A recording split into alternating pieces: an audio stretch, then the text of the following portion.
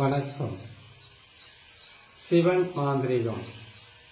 இந்த மாந்திரிகத்தில் துஷ்ட ஆத்மாக்களை வசியம் செய்து ஏவல் செய்வது இப்படித்தான். துஷ்ட ஆத்மாக்களை வசியம் செய்யறதுன்றது பாத்தீங்கன்னாக்கா, துஷ்ட ஆத்மாக்கள் என்பது கொடூரமாக இறக்கப்பட்டவங்க தான் துஷ்ட ஆத்மா. துஷ்ட ஆத்மாவிலே மிகவும் முக்கியமானது தற்கொலை செய்து கொண்டவங்கள அவங்களுடைய ஆத்மா அவங்களுடைய ஆயுள் காலம் முடிவதற்கு முன்பதாகவே அவங்க இறந்திருப்பாங்க. அப்படி இறந்தவங்களுக்கு அவங்க ஒரு விபத்து ஏற்பட்டு இறந்தாலும் சரி, இல்ல விஷம் குடிச்சு சாகிறது, இல்ல தற்கொலை பண்ணிக்கிட்டு சாகுறது, தூக்கு போட்டுக்கிட்டு சாகிறது, ஒரு சிலர் உடலில் தீய வச்சுக்கிட்டு எரிச்சுக்கிட்டு செத்து போயிடுவாங்க. இன்னும் சிலர் மற்றவங்களால மாந்திரிகம் செய்து கூட ஆயுள் காலம் முடிவதற்கு முன்னாடியே அவங்க மரணம் அடைவாங்க. அப்படி மரணம் அடைகிறவங்களுடைய ஆத்மாக்களை வசியம் செய்து ஏவல் செய்வது எப்படின்றத தான் இப்ப நாம பார்க்க போறோம். துஷ்ட ஆத்மான்னு சொன்னாவே கெட்டது செய்யும். இதே துஷ்ட ஆத்மாக்களை வசியம் செய்து அதை தவறான உறவுகளை வசியம் செய்யறதுக்கும் பயன்படுத்த முடியும். தவறான உறவுன்னு கேட்டீங்கன்னாக்கா, யாரோ ஒருத்தரை விரும்புறவங்களை கூட வசியம் செய்து அவங்கள வசியம் செய்து ஒற்றுமையா சேர்க்க முடியும். ஆனா இதை செய்யக்கூடாதுன்னு சொல்லிட்டு செய்யற மாதிரி ஏன் போடுறீங்கன்னு கேட்டீங்கன்னாக்கா, அஷ்ட கர்மம் என்று சொல்லக்கூடிய மாந்திரிகம் பார்த்தீங்கன்னாக்கா 8 வகை தான். ஆனா இதை பிரிச்சு ஒவ்வொரு வேலையா செய்து முடிக்கும் போது 108 வகைக்கு மேல போகும். ஏன் ஒவ்வொரு மாந்திரிகம் வசியத்துலன்னா ஒரே வசியமா இருக்கு.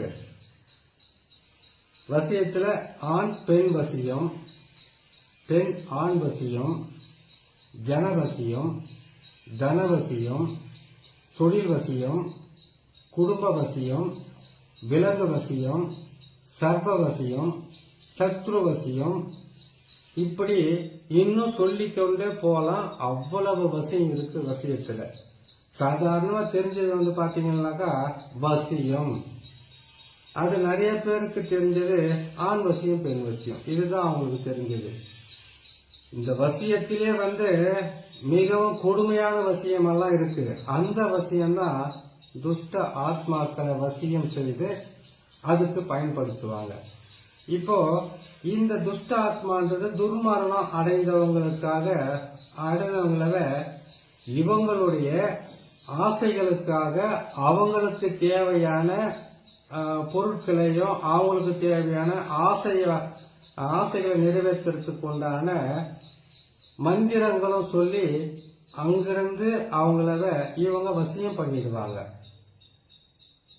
அந்த வசியத்தை செய்துட்டு அவங்களுடைய ஆசைகளையும் தேவைகளையும் இவங்க புரிஞ்சு வச்சுக்கிட்டு எப்படி புரிஞ்சுக்குவாங்க?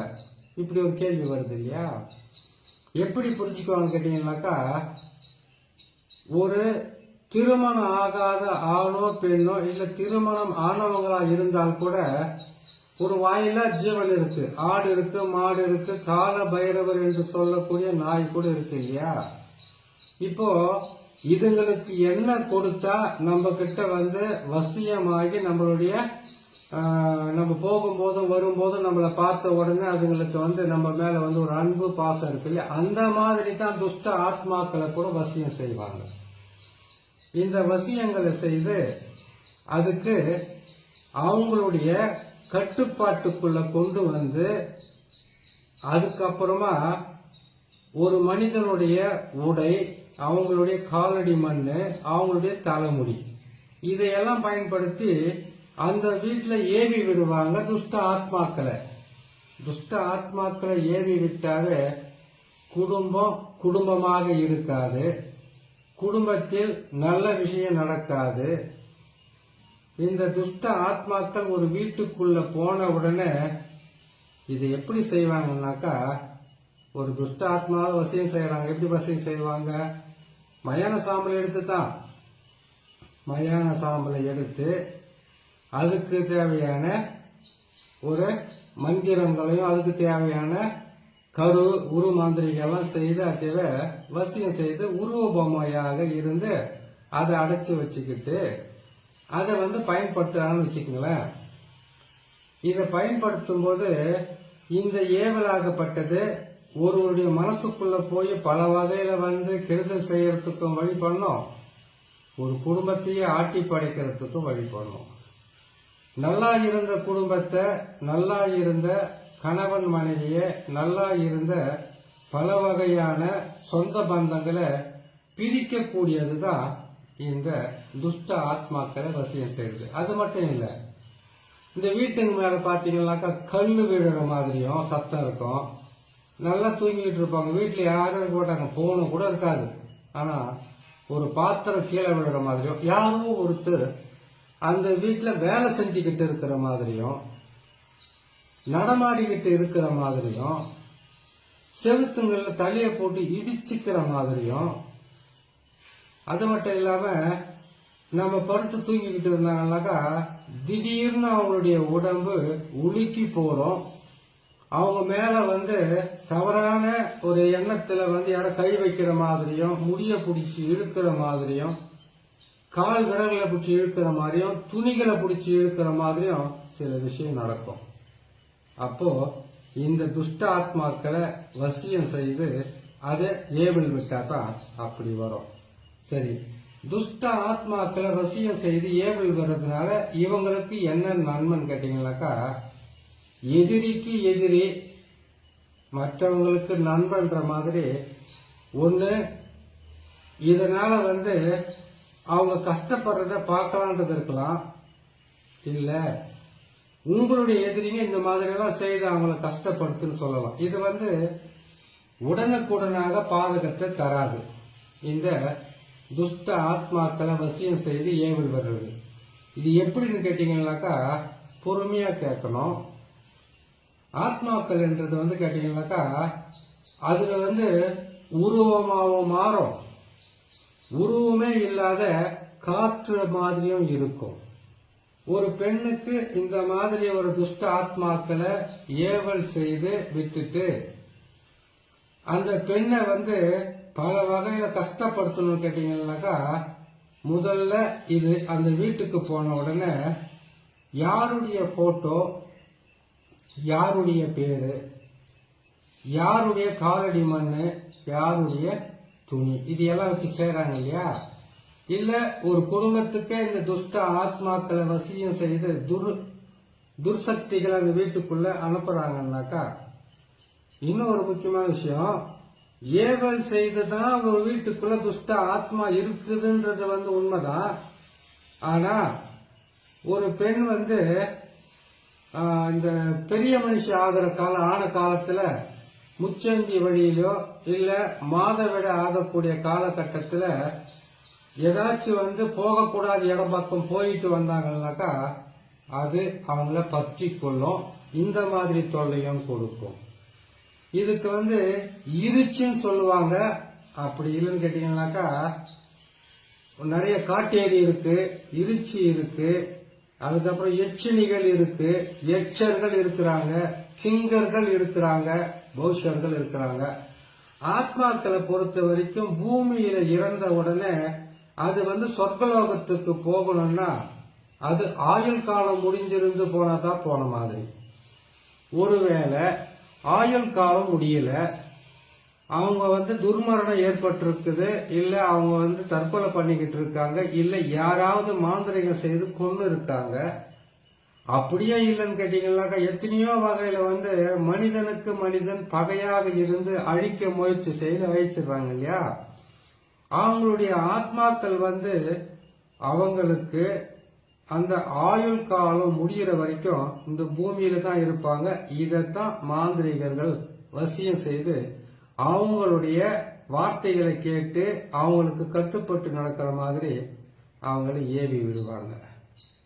இந்த நிலையில் இருக்கும்போது இந்த துஷ்ட ஆத்மாக்கள் ஒரு வீட்டுக்குள்ள ஏவல் விட்டாலும் சரி, இல்ல நான் சொன்ன மாதிரி நிறைய பதிவுல சொல்லியிருப்பேன், ஆண் பெண் கலவை, ஆண் பெண் ஒன்று சேர்ந்து இருந்து குளிக்காம வெளியில போனாலும் ஆத்மாக்கள் வரும், அவங்கள பிடிச்சிக்கும். பெண்கள் மாதவிட ஆன காலத்துல வெளியில போனாலும் அப்படி ஒரு பாதகத்தை தரும். இல்ல இப்போ எங்கேயோ போய்கிட்டு வந்துகிட்டு இருக்காங்க, திடீர்னு அவங்க பெரிய மனுஷன் ஆயிட்டாங்க, மாதவிட ஆயிட்டாங்கன்னாக்கா எதுக்காக இது சொல்றோம்னு கேட்டீங்கன்னாக்கா, நீங்க நல்லா பாருங்க, ஒரு பெண் பெரிய மனுஷியானா வீட்டை விட்டு வெளியில அனுப்ப மாட்டாங்க.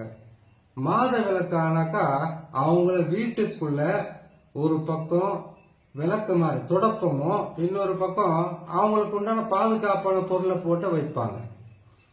அவங்க வெளியில போக மாட்டாங்க, எந்த வேலையும் செய்ய மாட்டாங்க, வீட்டுல உக்காந்துக்கிட்டு இருப்பாங்க. இதெல்லாம் ஒரு 30 வருஷங்களுக்கு முன்னாடி 50 வருஷங்களுக்கு முன்னாடி நடந்துகிட்டு இருந்த ஒரு மிகப்பெரிய ஒரு சாங்கிய சம்பிரதாயம். இப்பெல்லாம் யாரும் அது செய்யறது இல்லை.